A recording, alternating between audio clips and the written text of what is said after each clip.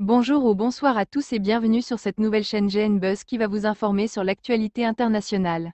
C'est une pluie de feu qui s'abat sur Israël, des missiles iraniens tombent par centaines, minute après minute.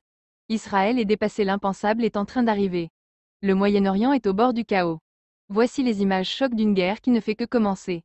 Écoutez et on se retrouve juste après. Mesdames et messieurs, ça pleure sur Israël, plus rien ne va. L'heure est grave sur eux.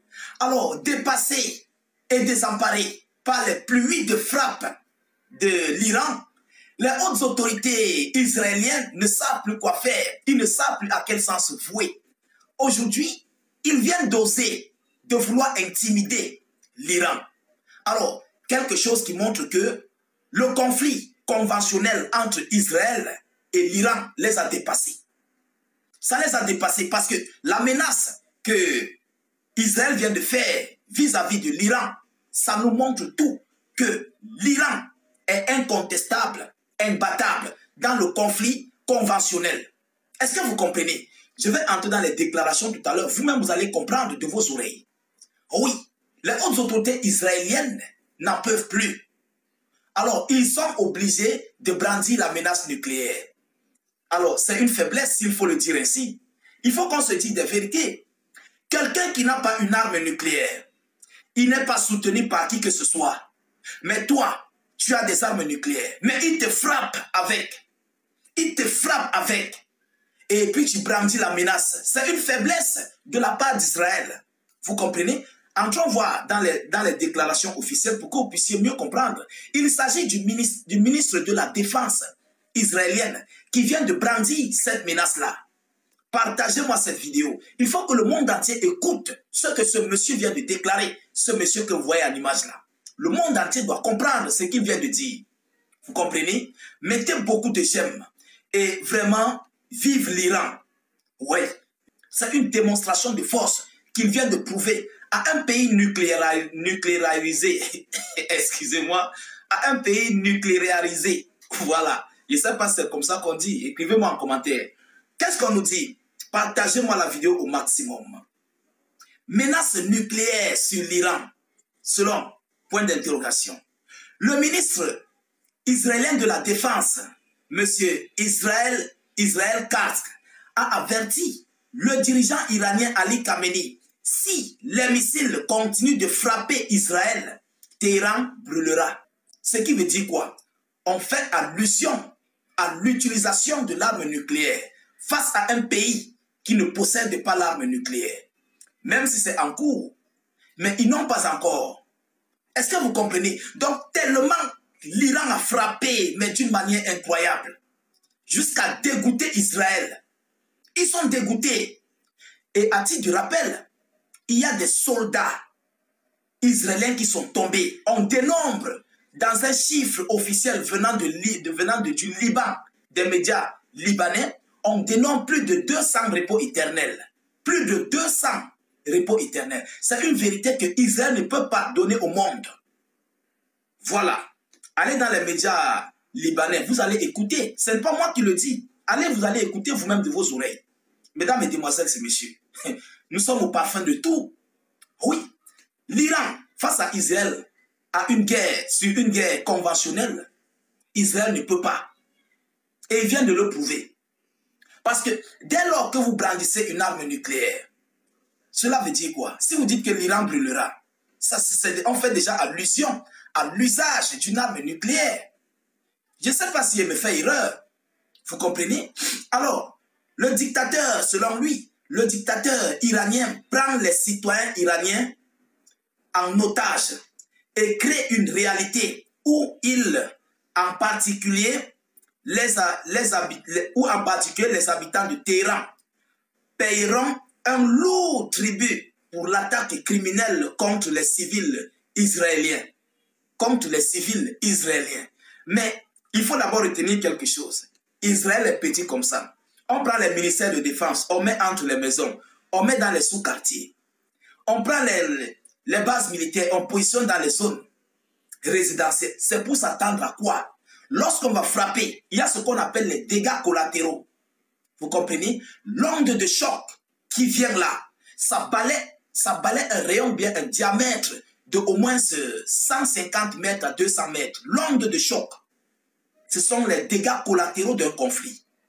Est-ce que vous comprenez? Ce sont les dégâts collatéraux d'un conflit. Ce qui veut dire quoi? La cible n'était pas les civils. La cible était juste les... La cible était quoi? Les zones militaires. Mais l'onde de choc de la gravité du missile a touché jusqu'aux civils. Pourquoi? Parce que Israël a fait de leurs multiples bases militaires ou quoi que ce soit, le bouclier avec les civils, avec les bâtiments civils. Ils ont fait de ça des boucliers pour leur ministère de défense, leur zone militaire. Ce sont les dégâts collatéraux. Vous comprenez? Sinon, l'Iran n'a pas pour intention de frapper sur les civils. Jamais. Alors, mesdames, mesdemoiselles et messieurs, a déclaré M. Kass lors d'une évaluation avec le chef d'état-major de Tchassal, le lieutenant général Eyal Zamir, le directeur du Mossad, David Barnea, et d'autres hauts responsables militaires. Il dit, je cite, « Si Khamenei continue de tirer les missiles sur l'arrière israélienne, Téhéran brûlera », a averti M. Kass. A averti M. Kass. Alors, c'est une faiblesse. C'est une faiblesse. Allez-y dans la guerre conventionnelle.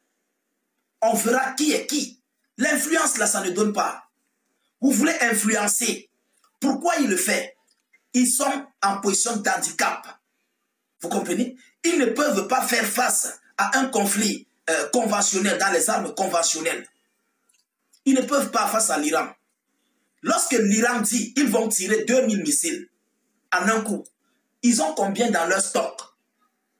Et les Occidentaux, les OTANiens sont là. Non, l'Iran a juste 2000 missiles. Il faut frapper là, vous frappez là. Pour eux, les OTANiens, mais pour eux, la guerre, là, c'est sur le schéma. Il faut frapper là, vous frappez là. Les Iraniens ont les arsenaux militaires que même le monde entier, personne ne connaît le chiffre. Je vais vous prendre l'exemple. Je crois que c'était en 2012, lorsque le directeur de l'AIEA, chargé du nucléaire, était venu pour ses premières découvertes sur l'uranium enrichi iranien. On le parlait de, je crois, de 20%, ou c'est de combien pour cent? Ou c'est de 300, on le parlait de 300, c'est 300 quoi là. Mais il était venu prouver que l'Iran était déjà à 1000. Renseignez-vous. Donc, ce qui veut dire quoi? L'Iran a des choses que le monde entier ne connaît pas. Le monde entier ne connaît pas.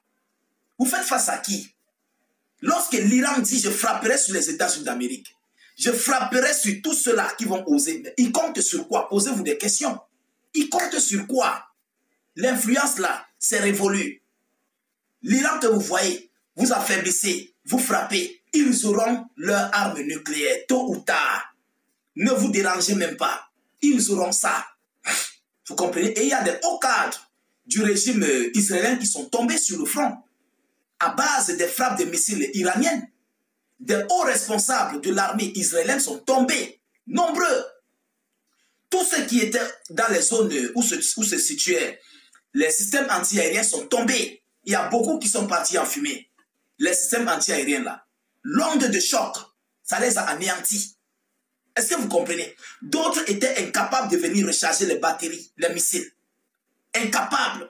C'est pourquoi à un moment donné, les missiles iraniens entraient seulement. Personne ne pouvait s'approcher. Est-ce que vous comprenez? Alors, il faut dire que Israël est sur une position de faiblesse et lorsque ils sont sur cette position de faiblesse, pour faire peur à l'adversaire, pour essayer, comment dirais-je, d'intimider l'adversaire, on brandit la menace de l'arme nucléaire face à un État qui n'est soutenu par personne, qui n'a pas d'arme nucléaire. Alors, c'est une faiblesse pour l'Iran. Comprenez ça. Une grosse faiblesse. Ah oui, parce que l'Iran a été incapable, l'Iran est incapable de continuer front à front avec des armes conventionnelles face à l'Iran.